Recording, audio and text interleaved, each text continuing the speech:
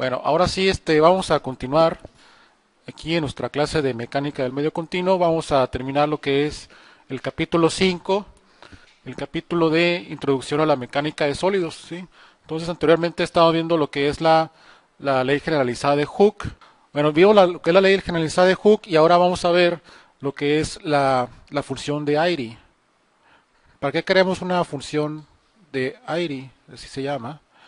Esta función pues nos va a ayudar a reducir el número de incógnitas. Acordamos de que tenemos en los ejemplos anteriores, habíamos tenido lo que es sigma x, sigma y, tau xy, y varias incógnitas, ¿no? Tau xz, ¿no?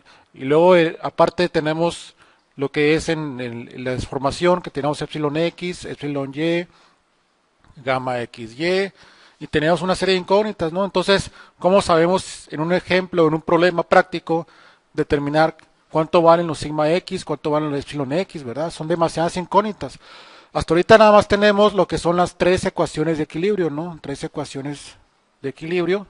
Y obviamente que tenemos tres ecuaciones de equilibrio y tenemos 1, 2, 3, 4, 5, 6, 7, 8, hasta 9 incógnitas y más incógnitas todavía. Entonces no tenemos suficientes ecuaciones para poder resolver nuestro problema. Entonces, ¿qué es lo que tenemos que hacer? Pues tenemos que lograr reducir el número de incógnitas. El número de incógnitas para reducir un problema, ¿verdad? Eso es obvio, ¿verdad? Entonces, una forma de reducir incógnitas es a través de lo que es la función de Airy, que vamos a ver un poquito más adelante. Ok, entonces para hacer la función de Airy, primero vamos a ver un problema en estado plano, ¿no? Para evitar, vamos a poner problema en estado de esfuerzo plano para evitar un problema más complicado, ¿no? ¿Qué es un problema en esfuerzo plano? En el esfuerzo plano tenemos que todas las fuerzas actúan en un mismo plano aquí, ¿verdad? Y se dice que estas fuerzas que están en el lado, digamos que en el lado del eje Z, son despreciables, ¿verdad? Entonces, aquí en este caso, en el caso del esfuerzo plano, vamos a tener que el sigma Z es igual a tau zx y es igual a tau zy y es igual a 0, ¿sí? Y vamos a asumir también de que tenemos un estado de deformación plana. Un estado de deformación plana para eliminar una cantidad de incógnitas, ¿no? Vamos a eliminar unas incógnitas para poder desarrollar lo que es la función de Airy, ¿sí? Vamos a primero asumir esto. Entonces tenemos que la epsilon z es igual a epsilon zx y es igual a epsilon zy y es igual a 0, ¿no? Vamos a asumir que tenemos en estado de formación plana para ir reduciendo la cantidad de incógnitas, ¿no? Entonces, de las ecuaciones de la ley de Hooke que habíamos visto la vez pasada, ¿verdad? Podemos a reducir lo que es sigma z, vamos a reducir sigma z y vamos a tener lo siguiente, que E por epsilon x es igual a sigma x menos ñu por sigma y, ¿no? Entonces vamos a eliminar el sigma z y de epsilon x, perdón, de epsilon y, vamos a tener lo siguiente, que es sigma y menos ñu por sigma x, ¿no? Aquí eliminamos la sigma z, ¿verdad? Y por el lado de los cortantes, vamos a tener que los cortantes, habíamos visto la vez pasada, que tenemos tres ecuaciones de cortantes, ¿no? Entonces, como los tau y z van a ser ceros y los tau zx van a ser 0, vamos a eliminar todas estas ecuaciones, ¿ok? Entonces simplemente vamos a tener la ecuación para el tau xy, ¿verdad? Entonces sería el tau xy es igual a 2 veces g por epsilon xy, ¿ok? Bueno, ya tenemos lo que es un estado plano, ¿no? Vamos a utilizar esta ecuación, esta ecuación y esta ecuación en estado plano y vamos a definir esta función. Definimos. Vamos a definir que sigma x es igual a la segunda derivada de phi con respecto a y cuadrada, ¿no? Simplemente es una definición, ¿verdad? Phi es una función, esa es la función de Airy, ¿verdad? Una función de Airy. Así se llama, ¿no? Airy. Ok. Sigma y vamos a definir que es igual a la segunda derivada de phi con respecto a x al cuadrado, ¿no? Cuidado aquí, ¿no? Como tenemos x, aquí tenemos y, cuando tenemos y, aquí tenemos x, ¿ok? Y el cortante lo vamos a definir como, es negativo, ¿no? Menos la segunda derivada de phi con respecto a x y con respecto a y, ¿no? Simplemente es una definición, ¿verdad? Ok, entonces vamos a definir estas cantidades con esta función que llamamos airy, de airy, y pues esta función se llama phi, ¿verdad? Es la letra griega de phi, ¿verdad? Bueno, de las ecuaciones diferenciales de equilibrio vemos que se cumplen, ¿no? Si definimos estas funciones, acordaremos de las ecuaciones diferenciales de equilibrio en estado plano, no vamos a quitar las zetas, ¿verdad? Tenemos que la parcial de sigma x con respecto a x más la parcial de tau xy con respecto a y no debe ser igual a 0, ¿no? Si las fuerzas de cuerpo son 0, obviamente que eso debe ser igual a 0, ¿no? Entonces, si derivamos sigma x con respecto a x y tenemos la función de phi, ¿qué vamos a tener? Vamos a tener la tercera derivada de phi con respecto a y cuadrado, ¿verdad? Con respecto a x, ¿verdad? Y agarramos el tau xy, lo volvemos a derivar y nos da negativo menos la tercera derivada de phi con respecto a x y con respecto a y cuadrado, ¿no? Entonces, esto es igual a esto y obviamente que nos cumple, ¿verdad? Esto es igual a 0, ¿ok? Entonces, cumplimos con las ecuaciones diferenciales de equilibrio. Vamos a ponerle OK. Cumplimos, ¿no? Bueno, ahora vamos a agarrar estas dos ecuaciones. La segunda derivada de epsilon x con respecto a y cuadrado más la segunda derivada de epsilon y con respecto a y cuadrado.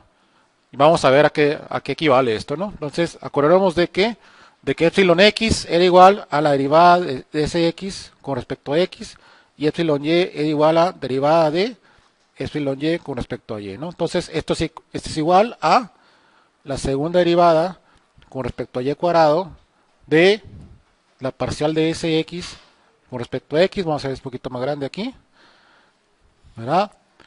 Más la segunda derivada de con respecto a x cuadrado de la parcial de sy con respecto a x, ¿sí? Simplemente sustituimos lo que ya sabemos, ¿ok? Ahora esto lo podemos desarrollar, podemos sacar la segunda derivada de x con respecto a y, vamos a sacar una diferencial de x y vamos a meter un diferencial de y aquí, ¿no? Agarramos un de x, lo pasamos para acá y un de y lo pasamos para acá, ¿verdad?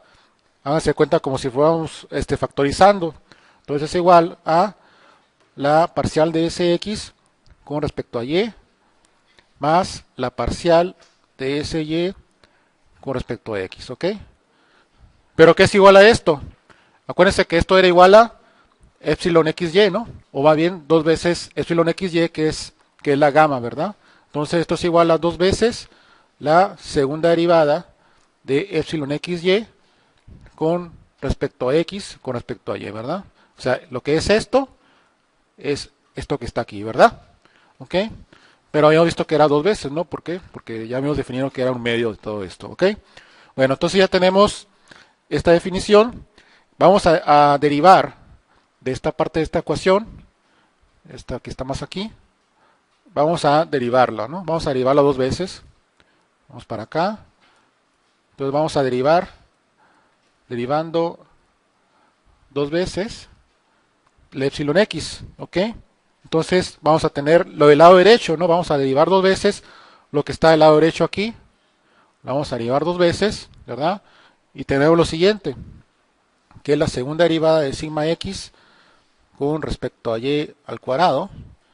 Vamos a derivarlo primero con respecto a y, menos nu por la derivada de sigma y al cuadrado con respecto a y al cuadrado, ¿no? Primero la derivamos con respecto a y, la parte derecha, y le vamos a sumar esta parte de acá, la parte derecha también, pero la vamos a derivar con respecto a x dos veces, ¿ok? Entonces sería la segunda derivada de sigma y con respecto a x al cuadrado más nu por la segunda derivada de sigma x con respecto a x al cuadrado, ¿ok?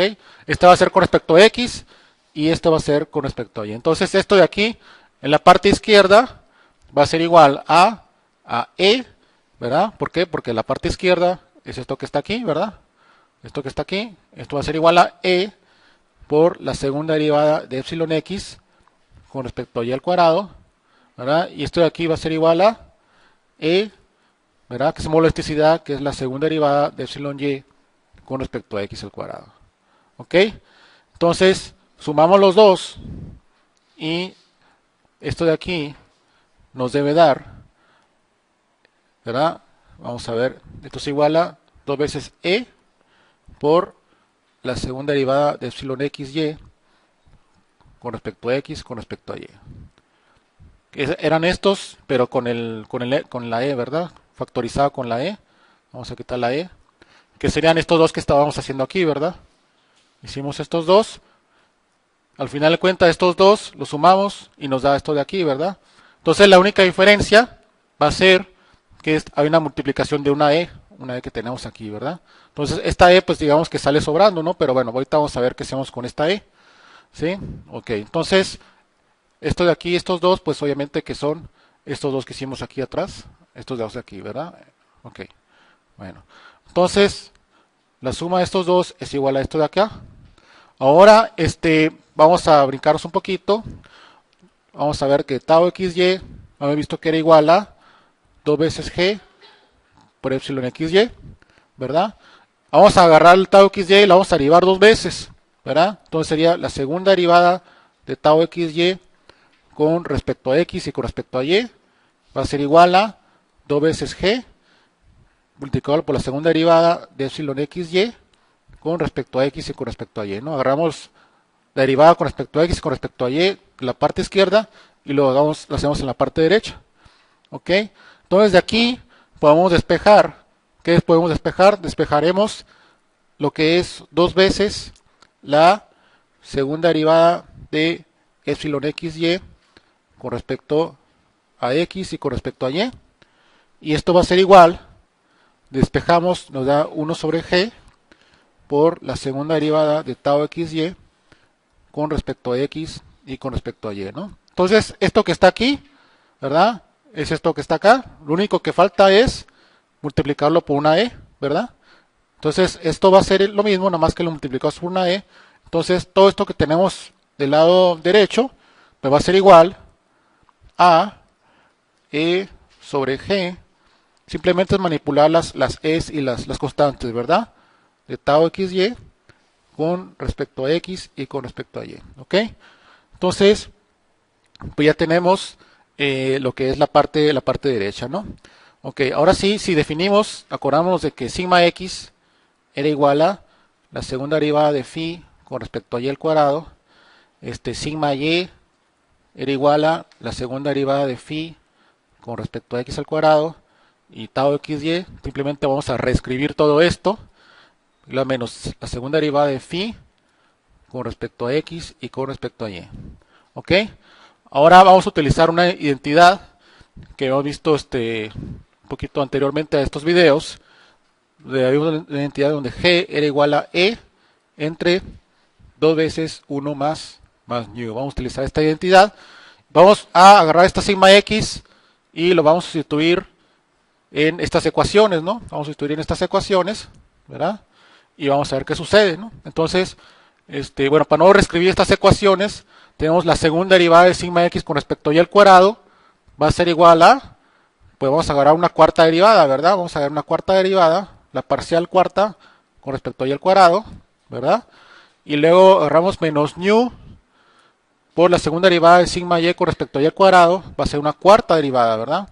Tenemos menos una cuarta derivada de la parcial de phi con respecto a x al cuadrado y con respecto a y al cuadrado. ¿Ok? Ahora sí vamos a sumar el otro término. Sumamos el otro término que es la segunda derivada de sigma y con respecto a x al cuadrado, que sería más la cuarta derivada de phi con respecto a x a la cuarta, en este caso va a ser a la cuarta, y le quitamos el nu por la parcial, la cuarta, por dx al cuadrado por dy al cuadrado. Simplemente lo que estamos haciendo aquí es sustituir lo que es sigma y, ¿verdad? Sustituimos lo que es sigma y sigma x en esta ecuación, ¿verdad? Sustituimos en esta ecuación y esto va a ser igual a pues esto que tenemos aquí, ¿qué va a ser? Bueno, esto en este caso, como esto va a ser negativo, ¿verdad? Pasa al otro lado sumando, ¿no? Lo que es el tau xy. El tau xy habíamos visto que es. Vamos a agarrar el tau xy y lo vamos a derivar dos veces, igual, ¿no? Vamos a derivar dos veces, pero en lugar de estar al lado derecho, lo vamos a pasar al lado izquierdo. Y aprovechando que tenemos un signo negativo, va a pasar al lado izquierdo, va a pasar sumando, ¿no? Estaba restando y pasa al otro lado sumando. Entonces va a ser más, ya sustituyendo lo que es lo que es esta identidad, más dos veces 1 más ñu multiplicado por la cuarta derivada de phi con respecto a x al cuadrado con respecto a y al cuadrado, ¿no? Entonces todo esto es igual a 0, ¿sí? Entonces tenemos esta ecuación, vamos a ver si podemos hacerla un poquito más grande, ahí está.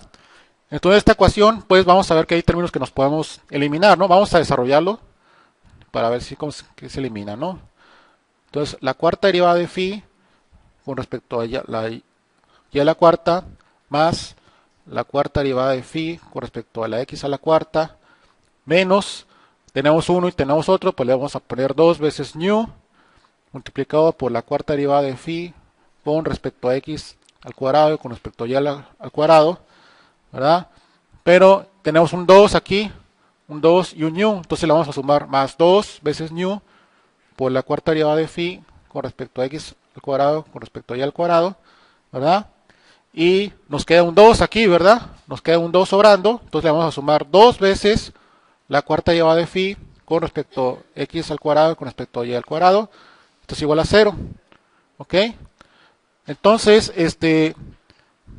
esto se va a eliminar, ¿verdad? Eliminamos esto y al final del cuento nos va a quedar la cuarta derivada de phi con respecto a la x a la cuarta más 2 veces la cuarta derivada de phi con respecto a la x al cuadrado con respecto a la y al cuadrado más la cuarta derivada de phi con respecto a la y al cuadrado, ¿no? Entonces, esto es la función de Airy, ¿verdad? Esta es la función de Airy y esto lo podemos expresar de la siguiente manera, ¿no? Mediante el laplaciano que hemos visto la vez pasada, ¿verdad? Tenemos un laplaciano de phi, la phi es la función de Airy, pero como tenemos una cuarta derivada, simplemente lo vamos a volver a multiplicar por otro laplaciano, ¿verdad? Esto es igual a 0. Entonces, pues todo en forma compacta va a ser una ecuación muy sencilla de expresar, ¿verdad? Esto se puede hacer de la siguiente manera, obviamente que tenemos un laplaciano de una función phi, como lo podemos expresar, como la segunda derivada de phi con respecto al x al cuadrado, más segunda derivada de phi con respecto a la y al cuadrado, y este lo vamos a sacar el laplaciano, sacamos el laplaciano y sería, primero, derivamos con respecto a todo con respecto a la x, ¿verdad? Vamos a desarrollar el laplaciano, más esto sería la cuarta derivada, porque ya habíamos dos veces, la cuarta derivada, bueno, ya está, y más la cuarta derivada de phi con respecto a la x al cuadrado y con respecto a la y al cuadrado, ¿no? Agarramos esto, primero con respecto a x, y hacemos lo mismo con respecto a y. Podemos juntar los dos que tenemos aquí para sumarlos una vez, ¿verdad? Y al final de cuentas agarramos con respecto a y esto, ¿no? Con respecto a y, con respecto a y, con respecto a x, con respecto a x, ¿ok? Es el desarrollo del laplaciano, ¿verdad? Ok, entonces al final de cuentas pues este más este pues es lo mismo, ¿no? Entonces sumamos y nos queda dos veces la cuarta derivada de phi con respecto a x cuadrada con respecto a y cuadrada, que es lo mismo que tenemos aquí, ¿verdad? Esto mismo que estemos aquí, pues es lo mismo que estemos acá. Entonces, esta función va a ser muy útil para resolver problemas de elasticidad. ¿Ok?